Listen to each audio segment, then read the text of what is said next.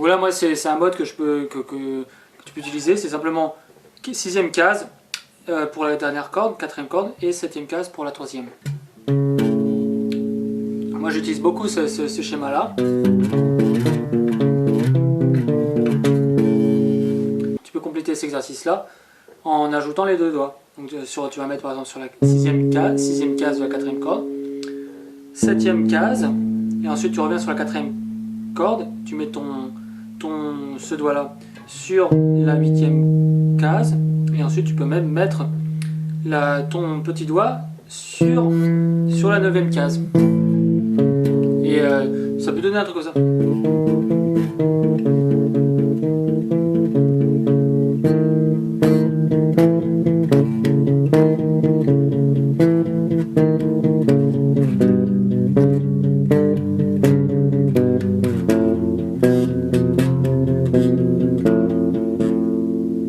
Voilà, tu peux le mettre aussi tu mets sur la 13e case de la 3e corde, 12e case de la 4e corde.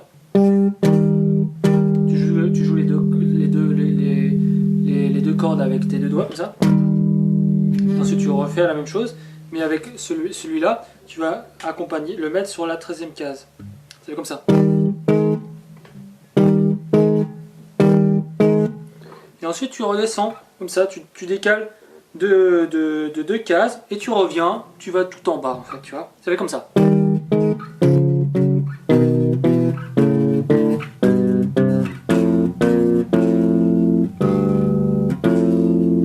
Voilà, c'est un exemple. Aussi une manière de...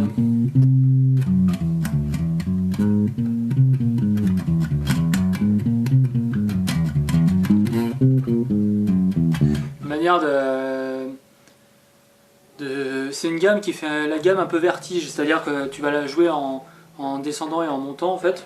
Et ça consiste en fait, c'est toutes les 2 cases qu'il y a cette note en fait, qu'une note qui a cette gamme se repose sur toutes les 2 cases en fait, comme ça. Donc là ça va être 0, 2, 4, 6, 8, 10, 12, 14, 16, 18.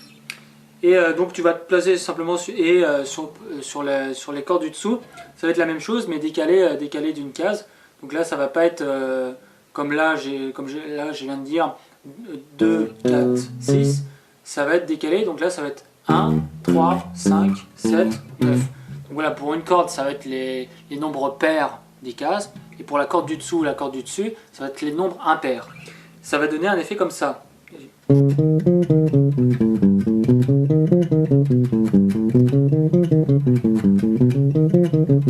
Tu peux jouer sur plusieurs cordes en même temps. J'ai pas trop vu de bassiste faire ça, mais bon, je pense que musicalement c'est pour des morceaux où la basse est plus mise en avant que dans des chansons populaires, classiques, où la basse est jouée d'une manière assez simple, mais aussi efficace, hein. Mais bon, dans d'autres genres musicaux, dans d'autres approches musicales, on peut donner beaucoup plus d'importance et de complexité au son de la basse. Et notamment, on peut jouer, par exemple, faire comme les guitaristes, parce qu'on voit de plus en plus de guitaristes qui se mettent à adopter des techniques de bassistes, par exemple en faisant du slap. Bon, ça c'est pas nouveau, ça date d'une dizaine d'années, hein.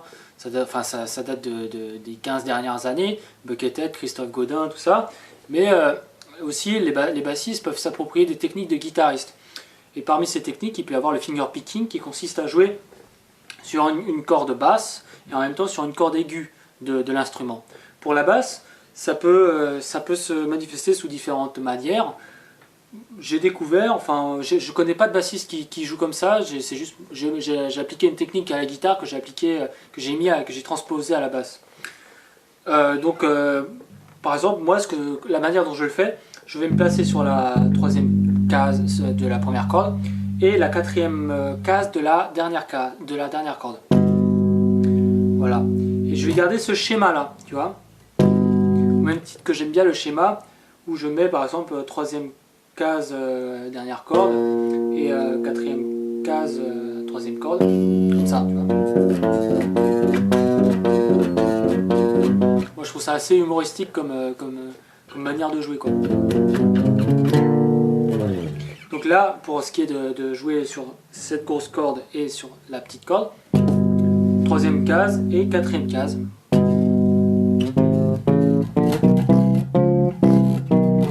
Voilà, avec ça tu peux jouer par exemple, c'est le film Inception qui m'a inspiré la musique, donc voilà.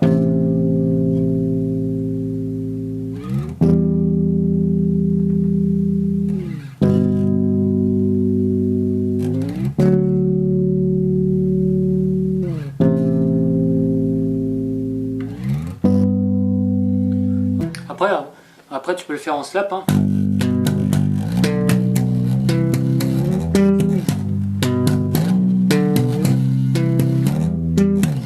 C'est une variante en fait, c'est une variante de ce modèle là en fait pour jouer quand on veut jouer la même note que je montrais tout à l'heure. Et là si on a envie de jouer, on a envie de jouer une note basse beaucoup plus basse.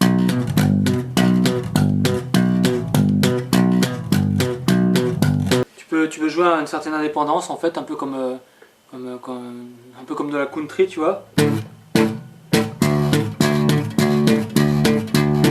Il suffit simplement de se mettre sur la cinquième case, la deuxième corde, de jouer en double tiré les septièmes cases des deux dernières cordes, et comme ça, voilà. Après, tu peux te déplacer, voilà. Tu peux déplacer la basse sur la cinquième ou la septième de la deuxième corde, ou la cinquième ou la septième de la corde en dessous. Donc, tu vas utiliser l'index pour la septième case et l'index pour la cinquième case. Ça donne ça.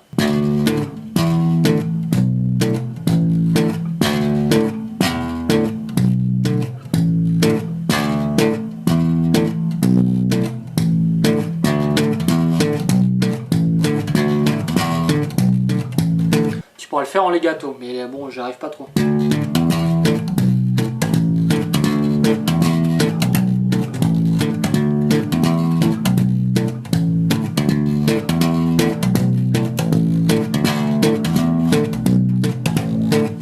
Une autre technique d'accord à la basse, hein. Ouais, c'est le bassiste qui va chercher des techniques de guitariste. Ça consiste par exemple, tu te mets sur la dixième case, c'est comme ça.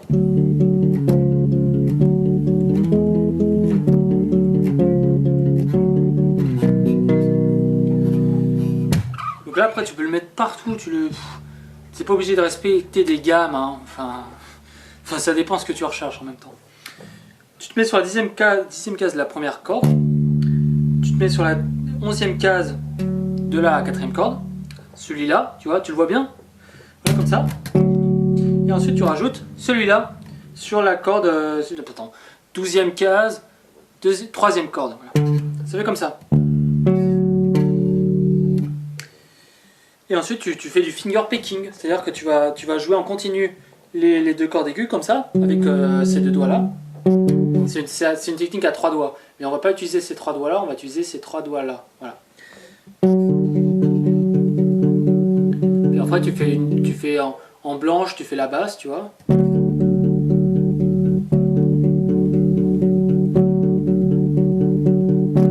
Ou alors tu peux le faire plus rapidement comme ça.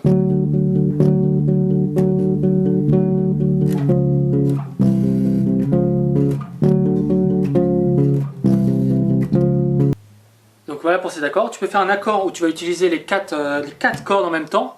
Ça c'est vraiment un truc de guitariste, hein.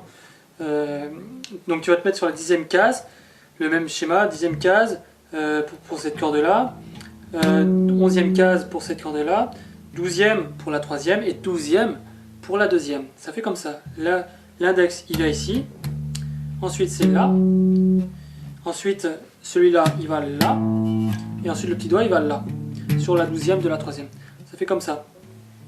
Voilà. Je ne sais pas si on voit très bien, mais bon. Et là, tu fais toujours ce jeu de finger picking en alternant une fois sur deux la basse, en fait, la corde. Donc voilà, ces deux cordes-là, elles vont jouer les cordes basses, et celles-ci, les cordes aiguës.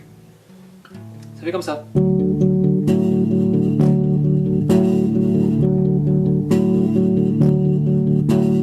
Tu peux l'appliquer partout où tu veux.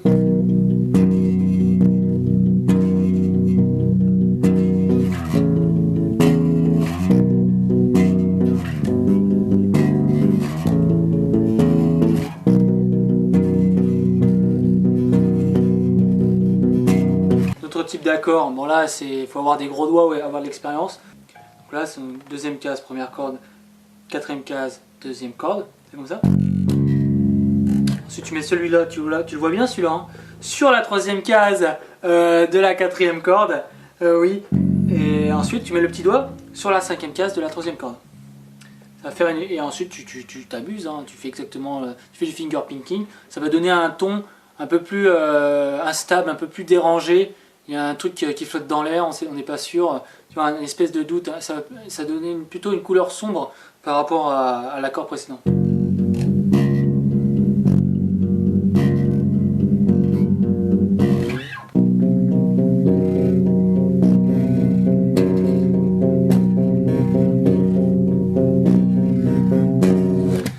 Donc on a aussi une idée d'accordage en fait que j'ai expérimenté. Bon là je peux pas le montrer, mais si tu as envie d'avoir une grande tessiture sur ta basse, si tu as envie bah en fait une idée de tessiture, c'est de s'acheter des cordes de basse piccolo. C'est le mot piccolo parce que ça veut dire petit en italien. Donc c'est des cordes qui vont être à la dimension des cordes de basse en fait. Parce que si vous achetez des cordes de guitare pour votre basse, ça va pas aller, tout simplement parce qu'elles ne seront pas assez grandes. Le manche d'une basse est beaucoup plus grand, donc il faut s'acheter des cordes de basse piccolo. Vous les mettez sur ces deux cordes là, sur ces deux places en fait, à la place de celle-ci, à la place de la troisième corde et la quatrième corde. Voilà. Et l'accordage sera très particulier. Cette corde là, votre troisième corde initiale, il va falloir la mettre à la place de la deuxième. Et il faudra l'accorder de sorte en fait à ce que ça se joue la même note. Voilà. C'est-à-dire que je vais l'accorder, cette première corde là, je vais l'accorder normalement. Mais la corde ici, je veux qu'elle sonne comme ça. C'est-à-dire deuxième case, troisième corde. Voilà. Là, ce son qu'on entend, c'est comme si je faisais des barrés entre cette corde là, la première et la deuxième. Ça c'est l'accordage qu'on peut expérimenter. Pour la troisième corde, ça va être le son de la guitare de la première corde, la corde Mi. Voilà. Et pour la quatrième corde de la basse, ça sera simplement accordé comme la quatrième corde de la guitare. Voilà. Donc là ça fait une basse avec une très grande tessiture. Tessiture, ça veut dire que ça peut jouer un très grand ensemble de notes allant des plus graves aux plus aigus. Donc voilà, c'est une idée d'accordage que tu peux expérimenter, voilà, si tu as envie de t'amuser. Tu pourras faire c'est aussi intéressant cet accordage là pour faire du streaming.